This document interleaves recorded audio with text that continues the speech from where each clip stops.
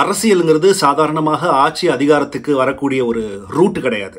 அது மிக பயங்கரமானவங்க, ஆபத்தானவங்க, கொடூரமானவங்க, மனசாட்சி இல்லாதவங்க, சுயநலவாதிகள், சந்தர்ப்பவாதிகள் விளையாடுற ஒரு விளையாட்டு அப்படின்றது இந்நேரம் நிறைய பேருக்கு புரிஞ்சிருக்கும். வணக்கம் அண்ட் வெல்கம். கரூர் சம்பவம் பல விஷயங்களை இன்னைக்கு ஓப்பன் அப் பண்ணி விட்டுருக்குது. விஜய் நிச்சயமாக நினைச்சிருக்க மாட்டார், கட்சி ஆரம்பிச்ச இந்த ஒரு 1.5 வருஷத்துக்குள்ள இவ்வளவு பெரிய அடி தனக்கு விழுகும், தனக்கும் தன்னோட கட்சிக்கு விழுகும் அப்படின்றத நிச்சயமாக அவர் நினைச்சிருக்க மாட்டார். ஒரு கை பார்த்துக்கலாம், நீங்க இருக்கிறீங்களா அப்படின்னு போன மீட்டிங்ல சொன்ன விஜய் இன்னைக்கு எந்த விஷயத்தையும் பேச முடியாம தவிச்சுக்கிட்டு இருக்கிறாரு.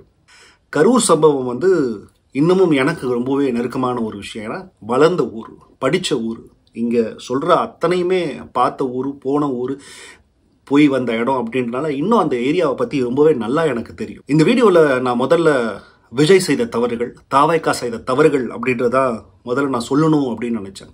ஒரு நியூட்ரலான ஒரு காமன் மேனா இருந்து வெளியே தான் நான் பார்க்கணும்னு நினைக்கிறேன். விஜய் கட்சி ஆரம்பிச்சது நிச்சயமாக எனக்கு பிடிச்சது. அதுக்காக நான் அவர் நிச்சயமாக இந்த எலெக்ஷன்லேயே ஆட்சிக்கு வந்துருவாரு அப்படின்னு நம்புற ஒரு தீவிரமான விஜய் ஃபேன் கிடையாது. ஆனால் நிச்சயமாக மாற்றத்திற்கு விஜய் வர்றாரு. ஏன்னா இந்த ஜனநாயகத்தில் யார் வேணா அரசியல் கட்சி ஆரம்பிக்கலாம். ஒரு சிறந்த கொள்கையோட மக்களுக்கு நல்லது செய்யணும் அப்படின்னு நினைச்சு வர்றவங்கள யாரா இருந்தாலும் மக்கள் பிடிச்சிருந்தா நிச்சயமாக அவங்கள ஆதரிக்கத்தான் செய்வாங்க.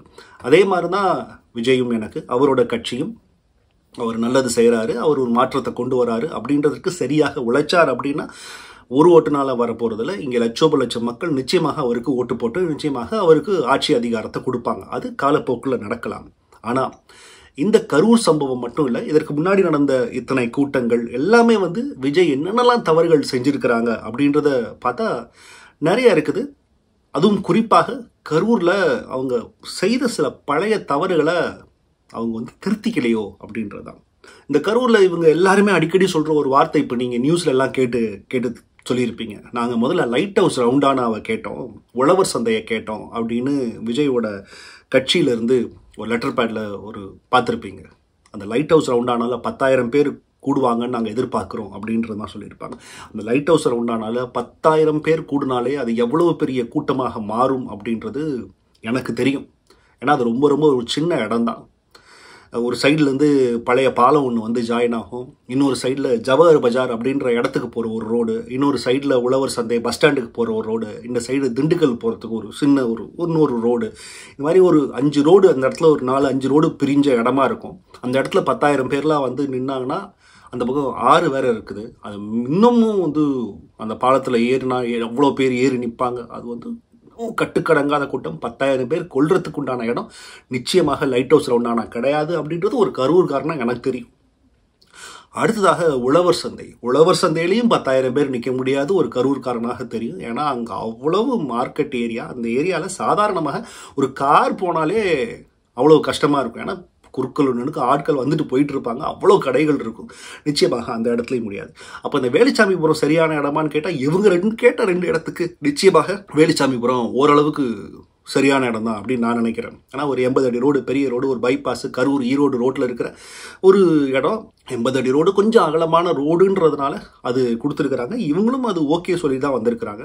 ஆனால் அந்த 10,000 பேர் அப்படின்றது தான் இங்கே ஒரு நம்பர் கிடையாது. அந்த 10,000க்கு மேலே அங்கே வந்தது நிச்சயமாக 25,000 27,000 பேர் வந்ததுன்னு சொன்னாலும் நிச்சயமாக ஒரு 50,000 பேர் ஈஸியாக வந்திருப்பாங்க அப்படின்றது பார்த்தாலே நமக்கு ஓரளவுக்கு தெரியும். ஸோ இவ்வளவு பெரிய கூட்டம் உங்களுக்கு வரும் அப்படின்னு நீங்கள் தெரிஞ்சிருந்தும் நீங்கள் என்னென்னலாம் தவறுகள் செஞ்சீங்க அப்படின்றது தான் இங்கே விஷயம். ஸோ ஒரு இடத்துக்கு வரணும் அப்படின்னா விஜய் அந்த லேட்டாக இங்கே ஒரு பெரிய ஒரு பிரச்சனையாக எல்லாருமே சொல்லிக்கிட்டு இருக்கிறாங்க. எஸ், அது பெரிய பிரச்சனையானாலும் நிச்சயமாக அது தீர்க்கப்பட வேண்டிய ஒரு பிரச்சனை. கரூருக்கு விஜய் அனுமதி கேட்ட டைம் ஒரு 3 to 10 கேட்டிருக்கிறாங்க. ஆனால் விஜய் வந்தது அப்படின்னு பார்த்தீங்கன்னா 7:50 7:40க்கு தான் வந்திருக்கிறார். ஒரு 3 மணிக்கு கேட்ட இடத்துல நீங்கள் ஒரு 5 மணிக்கு வந்திருந்தீங்கன்னா அது ஒரு ஓரளவுக்காக நியாயமான விஷயமா இருக்கும்.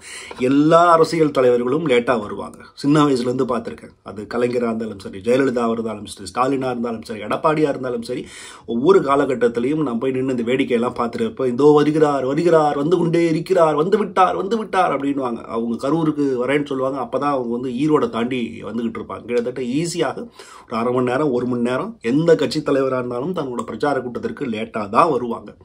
அது அவங்களுடைய ஸ்ட்ராட்டஜி. ஏன்னா மக்கள் தங்களுக்காக காக்கணும், வெயிட் பண்ணணும் அப்படின்னு எல்லா தலைவர்களும் காலங்காலமாக செஞ்சுக்கிட்டு இருக்கிற ஒரு ஸ்ட்ராட்டஜி தான்.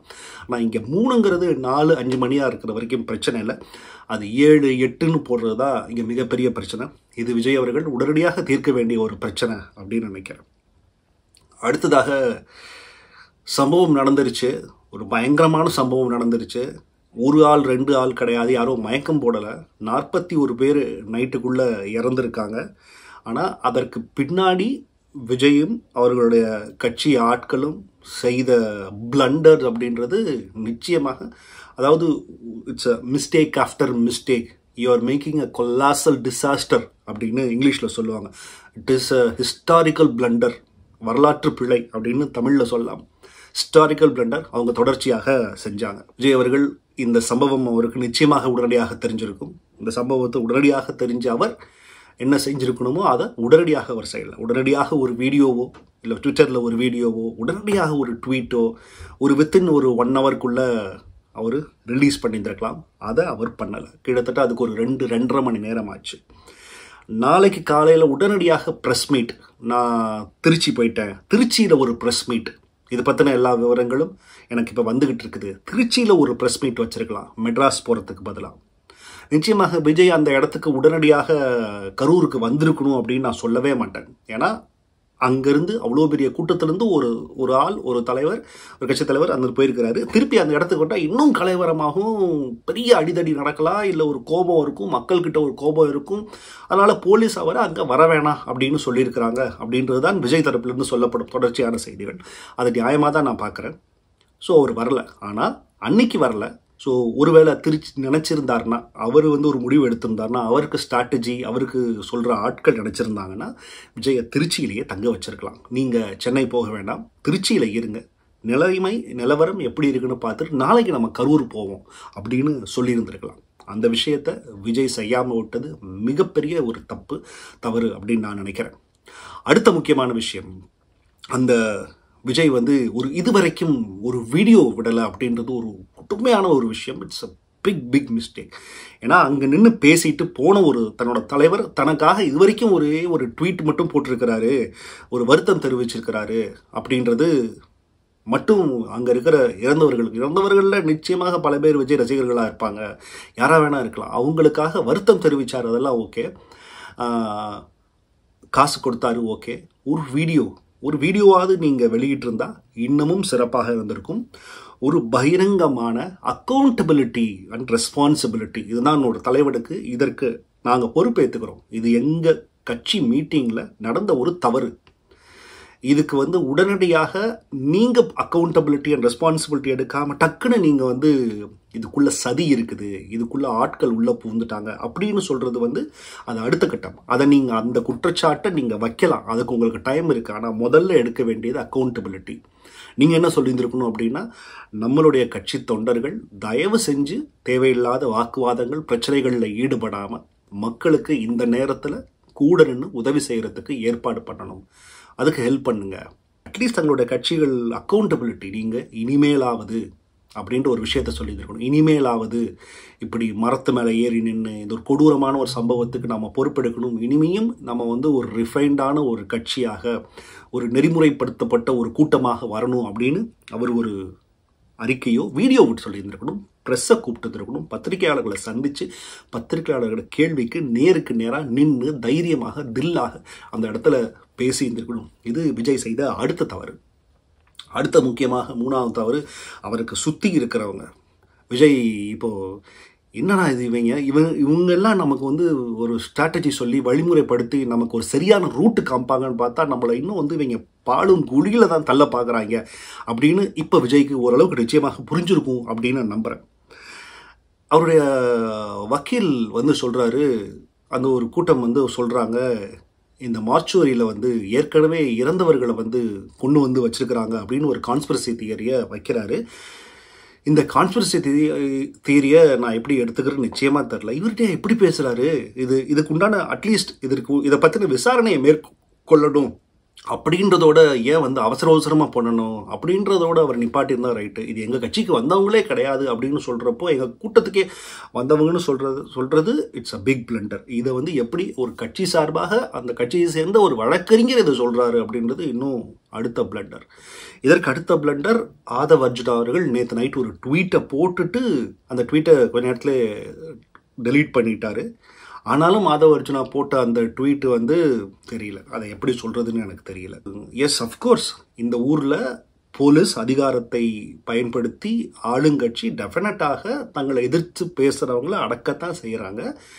நிறைய விஷயங்கள் நம்ம ஊரில் நிறைய இருக்கத்தான் செய்யுது. அதுக்குண்டா அந்த எக்ஸாம்பிள்ஸ்லாம் உண்மை தான், அதில் எதுவும் மாற்றுக்கிறது இல்லை. அதற்காக நீங்கள் வந்து ஆல்ரெடி நொந்து போயிருக்கிற உங்களுடைய தொண்டர்களை வழிமுறை தான் படுத்தணும். ஆல்ரெடி நீங்கள் வந்து போராட்டம் பண்ணு, புரட்சி பண்ணு, ஓடு, அடி, ஒட அப்படின்னு சொல்லக்கூடாது. நீங்கள் இனிமேலாவது நம்ம கட்சி தொண்டர்கள் கட்டுக்கோப்பாக நேர்மையாக அப்படின்றா இருந்தோன்னா அவங்கள தூண்டி விடுற மாதிரி ட்வீட் போடக்கூடாது அப்படின்றது தான் உங்கள் 2ஆம் கட்ட தலைவரான ஆதவ் அர்ஜுனாவோட ட்வீட்டு. அது கொடுமையான ஒரு விஷயம். ஸோ இப்படி விஜயோட தாவேகா தலைவர்கள் செய்த தவறுகள் ஒவ்வொன்றா இருக்கிறப்போ இப்போ இந்த சம்பவம் நடந்து 3 நாள் ஆயிடுச்சு. இந்த 3 நாளில் விஜய் வந்து வருத்தம் தெரிவித்து அண்டு 20 லட்ச ரூபா ஒவ்வொரு ஃபேமிலிக்கும் கொடுத்தது சிறப்பான விஷயம் தான். அதில் எந்த பிரச்சனையுமே கிடையாது. அது அவர்களோட நியாயமான ஒரு டியூட்டியும் கூட. அவர்களுக்கு காசு கொடுத்துருக்கணும் நிச்சயமாக. ஆனால் இது நாள் வரைக்கும் விஜய் போயிட்டு அங்கே போய் பார்க்காம இருக்கிறது ரொம்ப ரொம்ப ரொம்ப தவறான ஒரு விஷயம். ஒரு விஜயோட தீவிர ஃபேனாகவே அவரோட கட்சி ஆரம்பித்து வரவேற்கிற ஒரு ஆளாக நானும் சொல்ல முடியும். நிச்சயமாக ரொம்ப ரொம்ப தப்பான விஷயம். விஜய் போகிறதுக்கு முன்னாடியே அவருடைய 2ஆம் கட்ட தலைவர்கள் அந்த இடத்துக்கு போயிருந்துருக்கலாம். அட்லீஸ்ட் போயிருந்தால் போலீஸ் பெர்மிஷன் கூட போயிருந்துருக்கலாம். போலீஸ் வந்து விடான்னு சார் நாங்கள் போய் அந்த ஃபேமிலியை பார்க்குறோம், அது வரைக்கும் எங்களுக்கு பாதுகாப்பு கொடுங்க, நாங்கள் வரோம். விஜய் வரலைன்னா கூட விஜயோட மேற்பார்வையில் வந்திருக்கணும். விஜய் வந்து இன்றைக்கோ நாளைக்கோ நான் வர்றேன் அப்படின்னு சொல்லிட்டு வந்து அவங்கள பார்த்து நேரில் நின்று அவங்க கூட நிற்கணும். அதுதான் ஒரு தலைவனுக்கு உண்டான அடையாளம். தன்னை நம்பி வந்தவங்களுக்கு ஒரு பிரச்சனை அப்படின்னா அவன் கூட நிற்கிறது. அது ஒரு கைது செஞ்சாலும் விஜயை கைது செஞ்சாலும் என்ன இப்போ? அதான் நான் கேட்குறேன். உங்கள் தலைவர்களையோ உங்கள் 2ஆம் கட்ட தலைவர்களையோ கைது செஞ்சால் என்ன இப்போ? உங்கள் மேலே கொலை குற்றம் கிடையாது. ஒரு பிரச்சனையை ஏற்படுத்திட்டீங்க அப்படின்னு இந்த கைது, ஒரு தலைவன் கைது ஆகலைன்னா தான் அதிசயம். கைது ஆகிறதுக்கு பயந்தா நீங்கள் எதுக்கு அரசியலுக்கு வர்றீங்க அப்படின்றது தான் அடுத்த கட்ட கேள்வி. இப்போ இவ்வளோ விஷயத்தையும் நம்ம விஜய் மேலே இருக்கிற பிளண்டர்ஸ் அப்படின்னு நம்ம சொல்லியாச்சு. இதோட கிடையாது, இதோட நம்ம முடிஞ்சிருச்சான்னு கேட்டால் இனி விஜய் கற்றுக்க வேண்டிய பாடங்கள் நிறைய இருக்குது. இதிலிருந்து ஒவ்வொன்றாக அவர் என்னெல்லாம் அடுத்தடுத்த கட்டங்களுக்கு செய்யணும். விஜயோட ரசிகர் கூட்டம், இந்த வீடியோ பண்ணுறதுக்கு முன்னாடி சில வீடியோஸ்லாம் பார்த்தேன். ஒரு பைக்கில் விஜய் அவங்களோட ரசிகர்கள்லாம் இந்த வண்டிக்கு கீழே போய் ஒருத்தன் விழுந்து செல்ஃபி எடுக்கணும் அப்படின்னு விழுந்து அவனும் அந்த விஜயோட அந்த பஸ்ஸில் அவன் ஏற்றி சாக வேண்டியது. என்ன நடக்குதுன்னே எனக்கு புரியல. இவ்வளோ வந்து ஒரு ஜாம்பிஸாக வந்து இவங்க எல்லாருமே ஜாம்பி கூட்டம் மாதிரி தான் அப்படின்னு திமுக ஆட்கள்லாம் வந்து தொடர்ச்சியாக எழுதிட்டு இருக்கிறாங்க. லிட்டரலாக அந்த மாதிரி தான் நானுமே நினைக்க ஆரம்பிச்சிட்டேன். என்னடா நீங்கள் அது உங்களுக்கு கிடைக்குது அப்படின்றது. எஸ், உங்கள் தலைவனை பார்க்குறதுல எந்த தவறுமே கிடையாது. அது ஒரு கட்டுக்கோப்பாக வந்து எதுக்கு கத்திக்கிட்டு அங்கே இன்னொரு வீட்டு மேலே ஏறி கூரை மேலே ஏறி அதுலேருந்து கீழே விழுந்து அது மூலமாக ஒரு ஸ்டாம்பீடு ஏற்பட்டு இதெல்லாம் எதுக்கு பண்ணணும் அப்படின்றது தான் கொடுமையான விஷயம். ஒரு தலைவன் அப்படின்னா உங்களுக்காக அவன் நிற்பான். அவனை நீங்கள் வந்து எப்போ வேணாலும் பார்க்க முடியும் அப்படின்றது. சினிமாவில் எத்தனை நாள் பார்த்துட்டீங்க, அவர் இங்கேயே தான் இருக்க போகிறாரு, ஒரு இடத்துக்கு வரப்போகிறார், நீங்கள் எங்கே வேணால் பார்க்கலாம் அப்படின்றது. நீங்கள் நியாயமாக விஜய் ஆட்சிக்கு வரணும், நேர்மையாக வரணும் அப்படின்னு நினைக்கிறாங்க முதல்ல இந்த மாதிரியான சம்பவங்களை முதல்ல நீங்கள் கைவிட்டால் மட்டும்தான் மக்களுக்கு உங்கள் மேலே ஒரு மதிப்பு ஏற்படும். இவனுங்க எப்பவுமே இப்படி தாயா, இவனுங்க எப்பவுமே தற்கொலை தாயா, இப்படி தாயா இருக்கிறானுங்க, சரியான கிறுக்கு பையனுங்க அப்படின்னு சுற்றி இருக்கிறவங்க எல்லாரும் சொல்லுவாங்க. அதை தொடக்கணும் அப்படின்னா மேலேருந்து ஆரம்பிக்கணும். கூட்டம் வரலாம், ஆனால் என்னை பார்க்குறதுக்காக வாங்க, ஆனால் மக்களுக்கு டிஸ்டர்பன்ஸ் இல்லாமல் வாங்க. இந்த மீட்டிங்கை 3 மணினா 4 மணிக்குள்ளே நான் வந்து நின்று கட்டுக்கோப்பாக நடத்தி கொடுக்கறதுக்கு ஹெல்ப் பண்ணுங்க அப்படின்னு விஜய் கண்டிப்பாக சொல்லணும். விஜயகாந்த் மாதிரி அங்கேருந்து அவர் மிரட்டுவார். அந்த விஜயகாந்த் அவரோட ஒவ்வொரு மேடையிலையும் மிரட்டுவார். ஆனால் அதே சமயத்தில் யாருக்காவது ஒரு பிரச்சனைனா இங்கே வாடா அப்படின்னு கூப்பிட்டு ஒரு கண்டிப்பான உரிமையோடு அவருக்கு தண்ணியும் கொடுத்துருக்கிறாரு. ஆனால் இந்த மாதிரியான பண்ணவரை தான் இதற்கு முன்னாடி இருந்த டிஎம்கே அவரை கோமாளி ஆக்கினாங்க, அவர் அரசியல் விட்டு அப்புறப்படுத்தினாங்கன்றது நம்ம எல்லாருக்குமே தெரியும். டிஎம்கே மட்டும் இல்லை, டிஎம்கேவோ அவங்க மீடியாவும் அதில் சார்ந்து இருக்கிற சப்போர்ட்டர்ஸ் எல்லாரும் சேர்ந்து அவர் ஒரு மிகப்பெரிய பஃபூட் ஆக்கினாங்க. ஸோ விஜயகாந்த் அவ்வளவு தைரியமாக உள்ளே இறங்கி இந்த மாதிரியான சம்பவம் நடந்துருந்துச்சு அப்படின்னா, விஜயகாந்தோட கட்சியில் நடந்துருந்துச்சு அப்படின்னா நிச்சயமாக அவர் வேலை நிப்பாட்டுறா, இறங்கல, என்னடா பிரச்சனைங்க வாங்க அப்படின்னு சொல்லிட்டு அந்த இடத்துல இறங்கி அவர் வேலை பார்த்துருப்பார். அந்த இறங்கி வேலை பார்க்காத வரைக்கும் விஜய் ஆட்சி அதிகாரத்தின் மேலே ஆசைப்படுறது நியாயம் இல்லை அப்படின்னு நான் நம்புகிறேன். இன்னமும் நீங்கள் உங்களை ஒரு சினிமா ஸ்டாராகவே தன்னை மக்கள் பார்க்கணும், உங்களுக்கும் ஒரு ஸ்டாருக்கும் இடையில அந்த கேப் இருந்துக்கிட்டே இருக்கணும் அப்படின்னு பார்த்தீங்க அப்படின்னா, லைம் லைட்லேயே இருக்கணும் அப்படின்னா அது கொஞ்சம் கஷ்டம்தான். நீங்கள் ஆட்சி அதிகாரத்துக்கு வரணும்னா மக்களோட மக்களாக நிற்கணும், அவர்களோட போராட்டத்தில் நிற்கணும். அவர்களுக்கு ஒரு பிரச்சனை அப்படின்னா அவங்களுக்கு என்னன்னு போய் கேட்கணும். அதை தொடர்ச்சியாக செய்கிறவங்க அதை சரியாக செய்கிறாங்களோ இல்லை நடிக்கிறாங்களோ இல்லையோ, ஆனால் மக்களுக்கு அந்த மாதிரி செய்கிறவங்கள எப்பவுமே ரொம்ப பிடிக்கும்.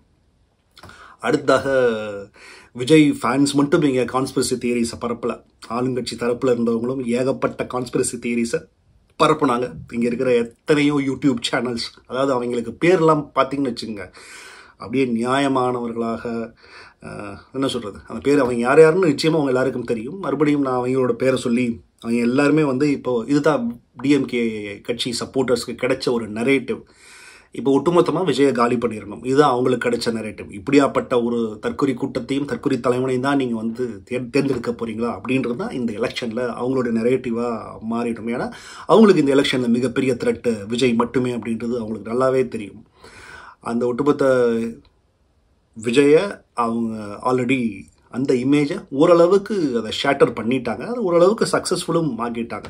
விஜய் இதிலேருந்து இந்த அரசியல், இந்த எலெக்ஷன், இந்த இடத்துலேருந்து ஒரு பாடத்தை கற்றுக்கிட்டு மீண்டு வருவாரா அப்படின்றது விஜயோட டேலண்ட்டை பொறுத்து. ஆனால் இவங்க டிஎம்கே அண்ட் சப்போர்ட்டர்ஸ் நிச்சயமாக அதில் ஒரு சக்ஸஸ் அவங்க அடைஞ்சிட்டாங்க. ஆல்ரெடி ஃபேஸ்புக்லேயும் ட்விட்டர்லேயும் யூடியூப்லேயும் அவங்க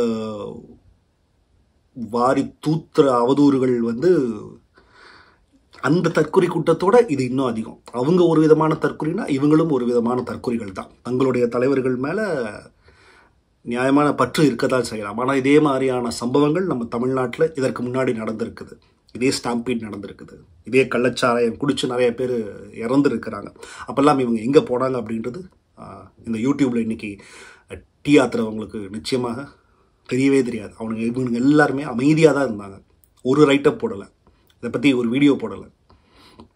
நியாயமான ஒரு அடிப்படையான கேள்வி இவர்கள் யாருமே கேட்கல அப்படின்றது தான் இங்கே பார்த்துட்டு இருக்கிற உங்கள் முன்னாடி நான் எடுத்து வைக்கிற ஒரு விஷயமாகவும் இருக்கும். ஸோ மக்களுக்கு தெரியும் நிச்சயமாக எது நல்லது, யார் சரியான ரூட்டில் போகிறாங்க, யார் தப்பான ரூட்டில் போகிறாங்க, எப்படியெல்லாம் நிச்சயமாக மக்களை தப்பான வழியில் இன்ஃப்ளூயன்ஸ் பண்ணுறாங்க அப்படின்றது எல்லாருக்குமே தெரியும். ஸோ ஹோப்ஃபுல்லி இந்த வீடியோ உங்களுக்கு ஓரளவுக்கு ரெண்டு சைடில் இருக்கிற அநியாயங்கள், ரைட்ஸ் அண்ட் ராங் எல்லாத்தையுமே உங்களுக்கு புரிய வச்சிருக்கும்னு நம்புகிறேன். நன்றி, வணக்கம்.